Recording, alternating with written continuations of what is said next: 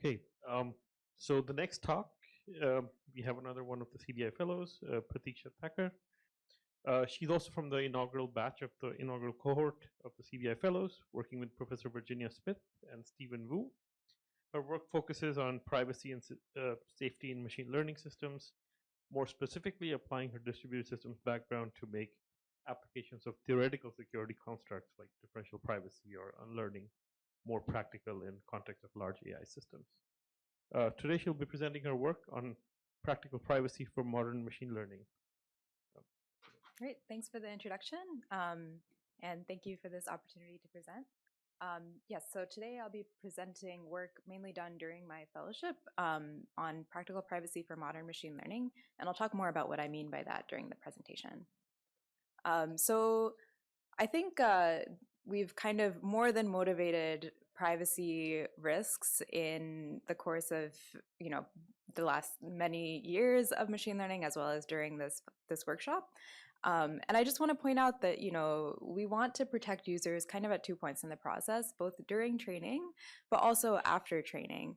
So during training, we can do our best to kind of ensure that we have a certain amount of privacy protection on user data. But if we haven't somehow, if there are risks that were not taken into account during training, we have to be able to retroactively go and try to protect user data after the training process as well. So during this talk, I'm going to basically present two works. One that's focused on privacy protection during training and how we can make that more practical. And then another that's focused on privacy protections after the fact and how we can make that more practical and what some of the holes are in the current state of the art in both of these areas.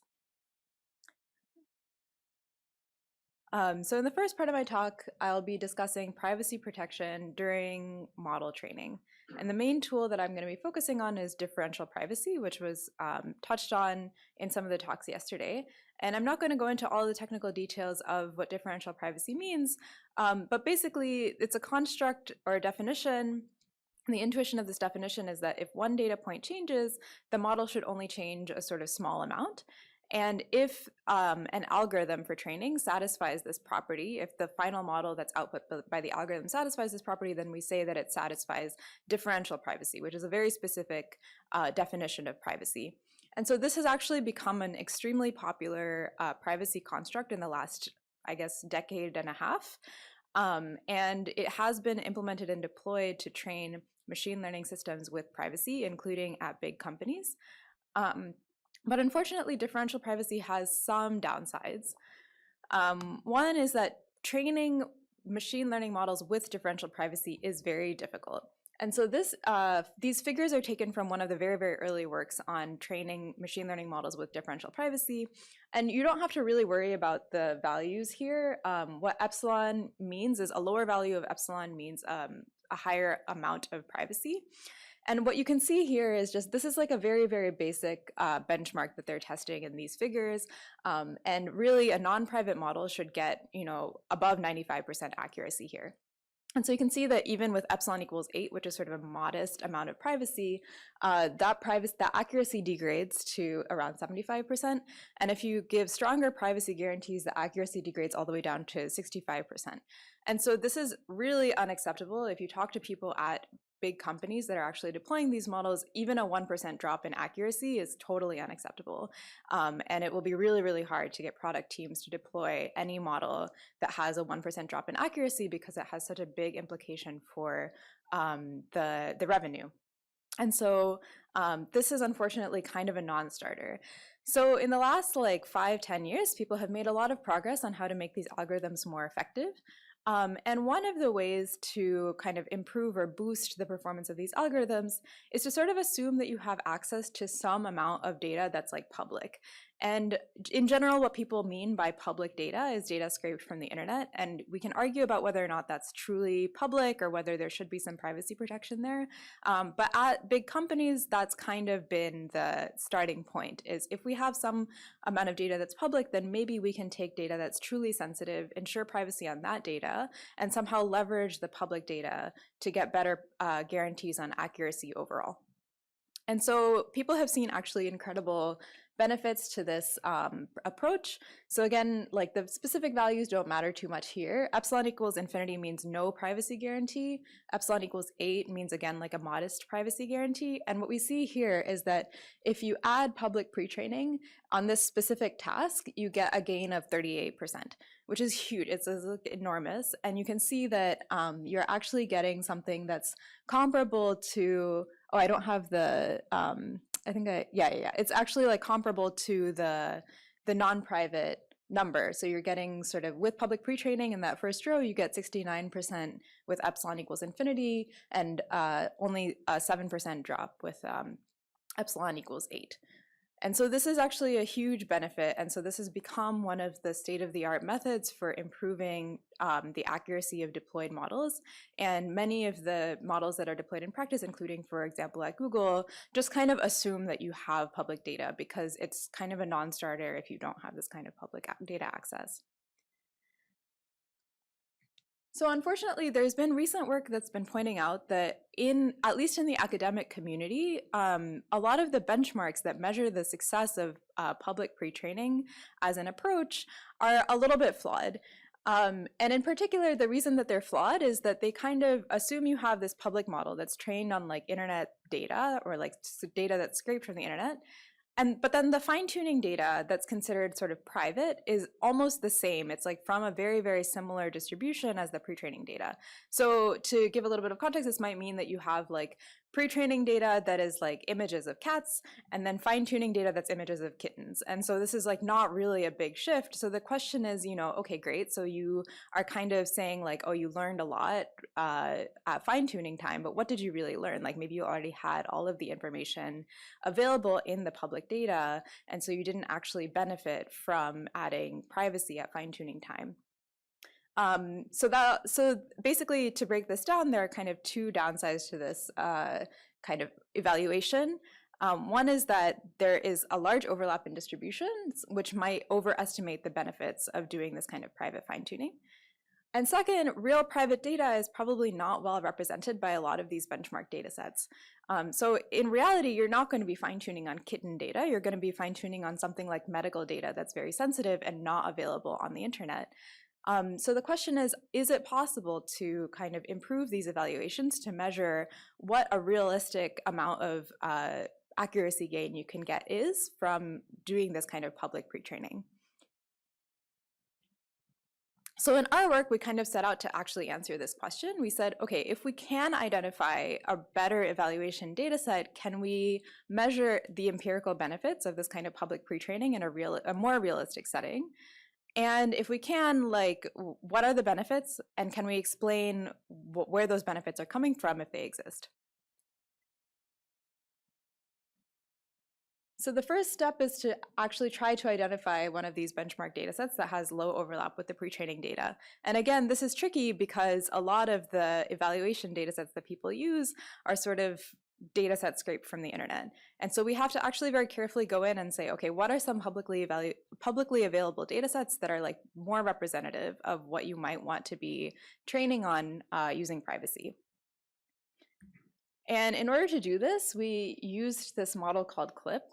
I'm not going to get into too many of the details here, but this is just an evaluation of this CLIP model on a number of different data sets.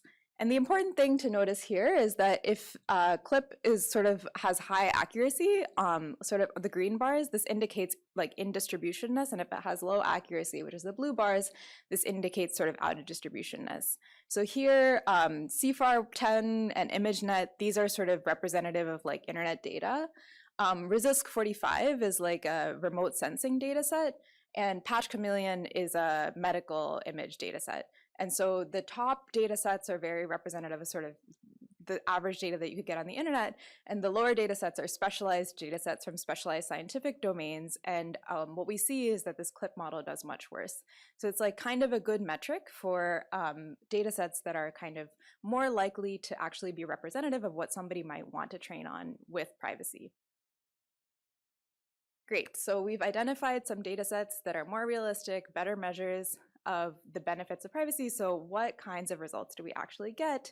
Does public pre-training, is it still effective even in these settings? And the answer is yes. So this is just a very simple plot. What I'm showing here is the purple line is if you try to train with differential privacy end to end. This is sort of like the worst case scenario that I showed at the very beginning with those two plots. And the green line is if you try to do full fine tuning on this new data set. So Patch Chameleon, again, is the medical data set. Resist 45 is the remote sensing data set. And what we see is that actually the best performing method is this method called linear probing, which is simply taking a pre-trained model and adding a linear classification layer at the end and training that with differential privacy. And it's extremely effective. And what this means, the interpretation is just that this public pre-trained model, those features are very, very effective for the downstream data set that you care about. So to answer this question that this previous work brought up, public pre-training is in fact still essential even under distribution shift.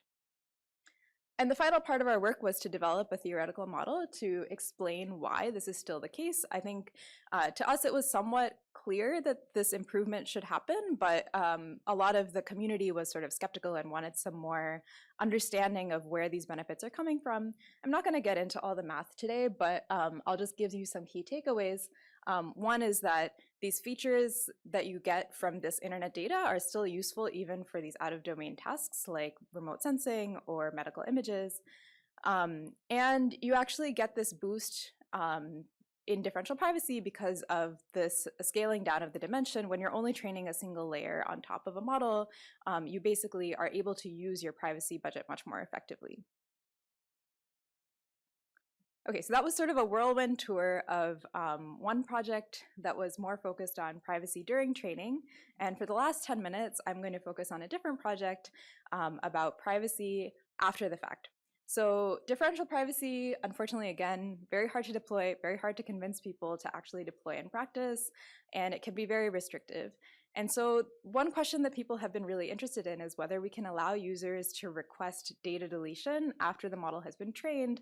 And that way you don't have to really ensure differential privacy like during model training, but you can just say, okay, we're going to train without privacy and we're going to allow you to request data deletion after we've already made our model public. And this is sort of inspired by like GDPR types of regulations.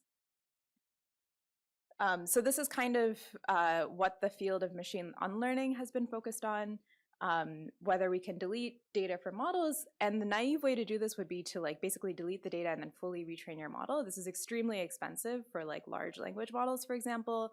So the question is, can you do this without fully retraining the model? So making progress on this problem, or really any kind of new machine learning task, requires evaluation tools. And so actually today, instead of focusing on any specific algorithms for this problem, I'm just going to focus on the state of evaluations in this area because, spoiler, the state of evaluations in this area is terrible.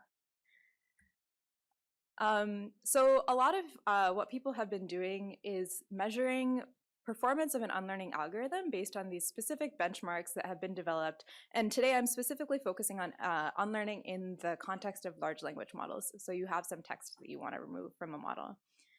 And the way that these benchmarks work, there's some model that's kind of set up as like a challenge model, and you have some task-specific data that the model maybe was fine-tuned on. And then the developers of the benchmark will provide what's called like forget data, which is the data that you're trying to remove from the model. And then in order to decide whether or not that data has been forgotten, there's a forget set, which is queries that are kind of related to that forget data. And there's a retain set, which is queries that are like data that should not have been deleted from the model that are not related to the forget data. So to make this concrete, you might have a model that's like, some pre-trained model like Llama, and then you have some forget data that might be data about like specific authors like J.K. Rowling, and then you have like the forget set, which is any sort of questions. It'll be queries for the model related to the authors that were in the forget data. And then the retain set will be totally unrelated queries like, where was Barack Obama born? And so the goal is to kind of ensure that you retain the performance on the retain set while destroying performance on the forget set. So the main takeaway from this part of the talk is that we should have that this performance on these benchmarks should be somehow correlated with success on the target unlearning task.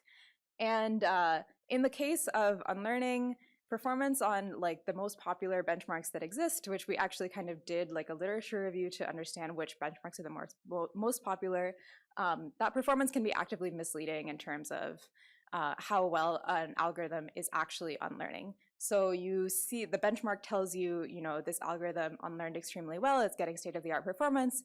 In reality, you make a small tweak to the benchmark, you ask a slightly different query, and you realize that you got totally unexpected behavior from that algorithm. So the first, I'm just going to go through a couple of like making this concrete in a couple of ways. First of all, this like forget retain split of asking questions that are related to the forget data and then unrelated to the forget data is just too easy for algorithms. And you can often just train like a simple classifier that classifies between the forget and retain data and then answers one way if this is related to the forget data and answers a different way if it's unrelated to the forget data. So one thing we found is that a very, very simple filter can beat a baseline that is like very sophisticated and tries to actively do some kind of gradient descent approach on the model. So here, the specifics of these results, you don't really need to know, except that you can see that there's a lot of 9s, which is indicating that this like filter algorithm does really well. And what do I mean by a filter? I mean that we have a model that runs this query. So we ask a query to this base model. And then we add an extra filter on the output. And that filter is also an LLM. And we ask the LLM, does this response contain any information about this author who we were supposed to forget? And if yes, then we just modify the response to be I don't know. And if no, we allow the response to pass through.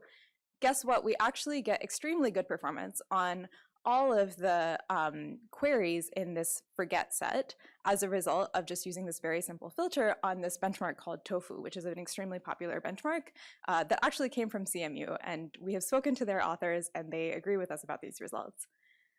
And in particular, actually, so here we're using these complicated sort of LLMs to do the filtering, but it turns out that actually a very simple keyword search that just looks for the presence of the name of the author in the output does extremely well, actually better than the LLMs on this benchmark. So this is sort of like clearly a flawed approach because we've just used this very simple keyword filter, but you can think of very obvious modifications that would very easily elicit information. For example, like if you tell the initial model just spell the author name backwards, then this is going to fail and it's going to give you information that was supposedly unlearned according to this benchmark where we did really well. A slightly more interesting case where we found again like a flaw in a benchmark was the case of this benchmark called WMDP.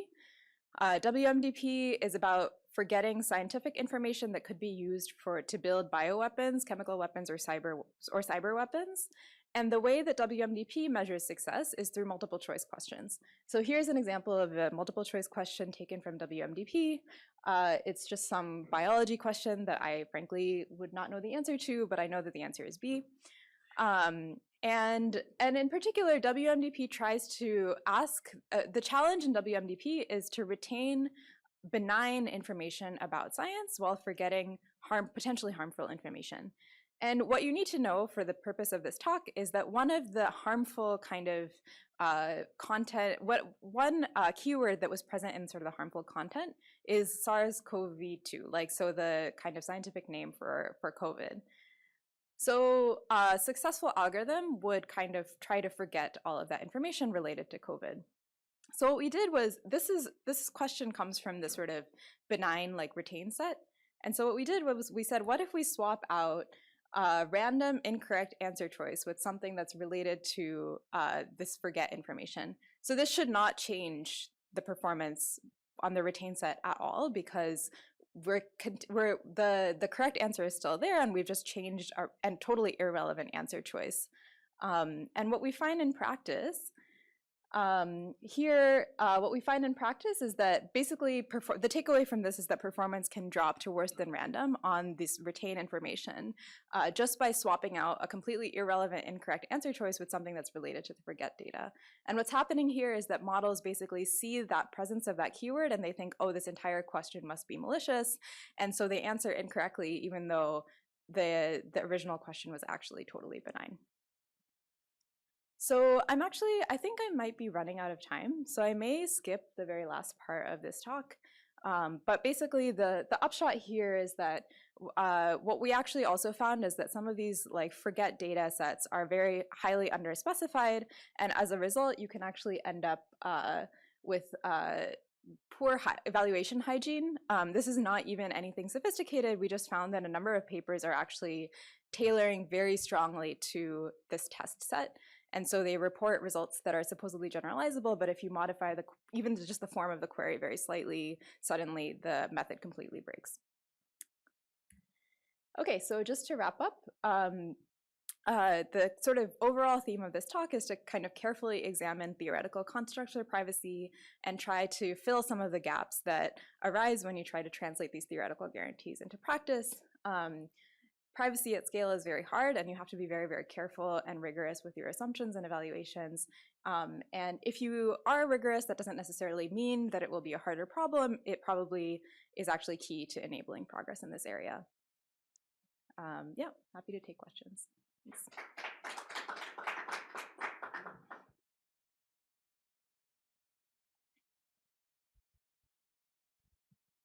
So excellent talk. I have a question about what you were just talking about with regards to unlearning harmful scientific information. So I'm a domain scientist, I'm a chemist. There are very, very few concepts in chemistry that are always benign or always harmful. So an example that actually came up recently, I was collaborating with some folks in industry, and they said, okay, we're building this model and we don't want people to be able to make explosives with this model. So we want to remove anything to do with energetic materials. Energetic materials, typically things with nitrogen-nitrogen bonds, nitrogen-oxygen bonds, etc. Well, if we followed that to the letter and we removed all of that content, the result would be that we couldn't simulate things like air, which has nitrogen-nitrogen bonds and oxygen-oxygen bonds, highly energetic bonds. So long story short, what is sort of the guiding logic behind these like content-based removal? And is there any work that's being done that you're aware of in terms of like more context-based scientific information removal? Yeah, you would hate this benchmark. I think I think this is one of the big flaws, and actually, like, you know, this is kind of what I was alluding to here is sort of the data sets that are in this forget set are just kind of a kitchen sink of scientific articles that may relate to harmful content. And if you look at the questions in the forget set here, there is actually a lot of overlap between what could be benign and what could be malicious, and it's not clear that they actually are well separated in the first place, which is what kind of leads people to develop very confusing methods that try to get very good performance on the forget set, even though the forget set itself is like not necessarily well formed. And I think it's a good question about whether there are better sort of context dependent benchmarks here. The answer is I haven't seen anything. I don't know that the field is like up to that level of sophistication right now. But I would be interested in chatting more. Yeah. I'm still formulating the question, but it's related to some past work we did in our lab to actually fine-tune models with synthetically generated question answering data set. Okay, and so when we were generating, it was a multiple choice kind of data set. So we were generating these different options. So what we observe is that we had different results in the performance in a downstream task, depending on whether the wrong options to answer to that question were contextually relevant to each other, or when we had out of context things, right? So for instance, in your example, what happens if instead of the COVID option, you implant something that doesn't really is not contextually relevant, like I don't know, table or whatever. Is there any effect on the forget versus retain and maliciousness versus? Yeah. That's a good question. So I actually ran this experiment with instead of COVID replacing with the keyword like Netflix, and we saw that there was no drop in performance. I don't know to what extent. So I didn't do like a very extensive evaluation here. I think the right thing to do would probably be to try a number of different keywords sampled from both the forget and the retain set. I think the performance, for example, drops a little bit. It doesn't drop as significantly if you replace with the keyword COVID-19 instead of like the scientific name for COVID. And so my intuition right now, at least based on these experiments I've run, is that if you include sort of keywords that are not relevant at all, then the model actually kind of still performs fine. Yeah, but again, like I think it would be interesting. I think in general, sort of this multiple choice evaluation in LLMs has been shown to be very brittle. Even just reordering the answers can change the accuracy. And so overall, this is kind of, there's reason to just be kind of generally suspicious of all these results, but you also need a starting point. So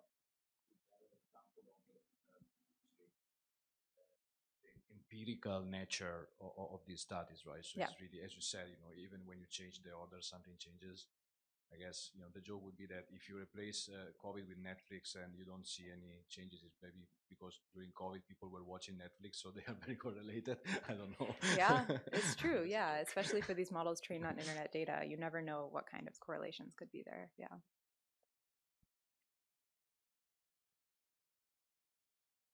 Any other questions? Cool. Maybe one from my side. So, in the first study that you did, so this filter where you add a LLM filter Mhm. at the upper, like, given that this is sort of inspired by GDPR, aren't you in some sense sort of retaining the data now twice, because the original data, the data that you want to forget exists in the original model, and now it also exists in this filtering LLM, so it's sort of replicated.